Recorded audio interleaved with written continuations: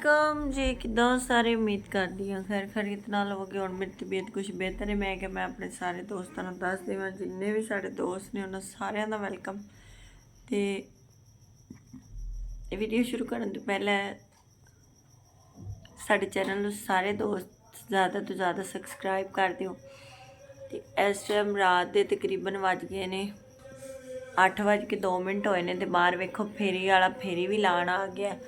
ਤੇ ਇਸ ਟਾਈਮ ਸਬਜ਼ੀਆਂ ਬਹੁਤ ਸਸਤੀਆਂ ਮਿਲਦੀਆਂ ਗਾਇਜ਼ ਲਾਹੌਰ ਦੇ ਵਿੱਚ। ਤੇ ਜਿਹਨੇ ਸਬਜ਼ੀ ਲੈਣੀ ਆ ਉਹ ਛੇਤੀ ਜਿਹੜਾ ਨਾ ਇਸ ਟਾਈਮ ਸਬਜ਼ੀ ਲਿਆ ਕਰੋ। ਇਸ ਟਾਈਮ ਦੀ ਜਿਹੜੀ ਸਬਜ਼ੀ ਹੁੰਦੀ ਆ ਨਾ ਉਹ ਯਾਨੀ ਕਿ ਜਿਹੜੀ ਦਿਨੇ ਵਿਕਦੀ ਹੁੰਦੀ ਨਾ 200 ਰੁਪਏ ਕਿਲੋ, ਇਸ ਟਾਈਮ ਉਹ 80 ਰੁਪਏ ਕਿਲੋ ਦੇ ਕੇ ਜਾਂਦੇ ਆ।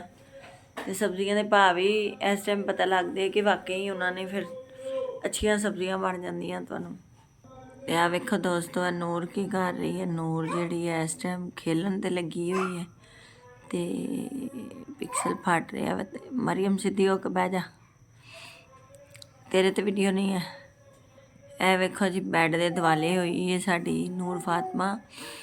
ਤੇ ਉਹਨੇ ਨਾ ਸਹੀ ਅੰਨੀ ਪਾਈ ਜੇ, ਵੇਖੋ ਤੁਸੀਂ ਕੀ ਕਰ ਕੀ ਰਹੀ। ਤੇ ਇਹ ਸੀ ਜੀ ਉਹਦੀ ਪਿਆਰ ਦੀ।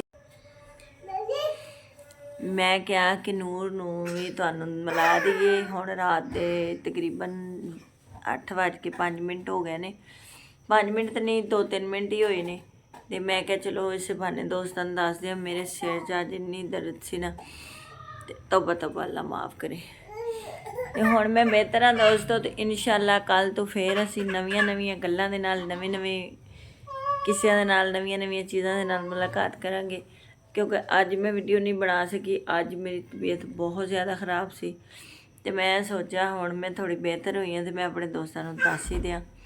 ਉਹ ਵੇਖੋ ਡਿੱਗ ਪਈ ਜੇ ਨੂਰ, ਉਛਲ ਕੇ ਆਈ ਹੈ, ਉਛਲ ਕੇ। ਮੈਂ ਡਰ ਗਈ, ਮੈਂ ਕਿਹਾ ਸ਼ਾਇਦ ਗਿਰ ਪਈ। ਇਹ ਵੇਖੋ ਜੀ, ਇਹ ਵੇਖੋ ਬਾਲੂ ਕੇ ਬੈਠੀ ਹੋਈ ਜੀ। ਇਹ ਵੇਖੋ ਆਪਣੀ ਆਪੀ ਦੇ ਨਾਲ ਜਿਹੜਾ ਨਾ। ਨੂਰ ਕਿਆ ਕਰ ਰਹੀ ਹੋ? ਹੈਲੋ।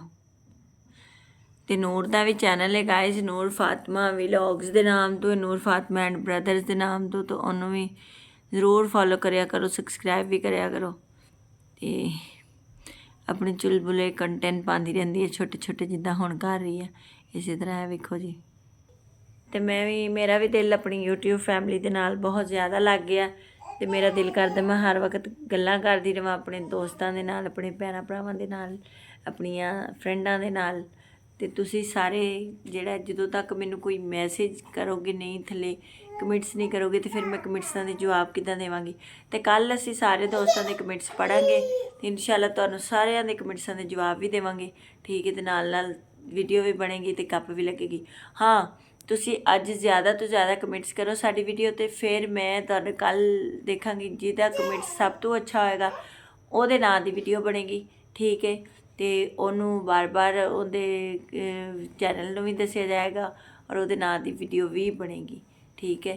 ਤੇ ਦੋਸਤੋ ਸਾਡਾ ਜਿਹੜਾ ਨਾ ਜਿੰਨੇ ਕਮੈਂਟਸ ਕਰੋਗੇ ਨਾ, ਜਿੰਨਾ ਅੱਛਾ ਕਮੈਂਟਸ ਹੋਏਗਾ ਓਨੀ ਹੀ ਪਿਆਰੀ ਤੇ ਮਜ਼ੇਦਾਰ ਜੀ ਵੀਡੀਓ ਬਣਾਵਾਂਗੇ।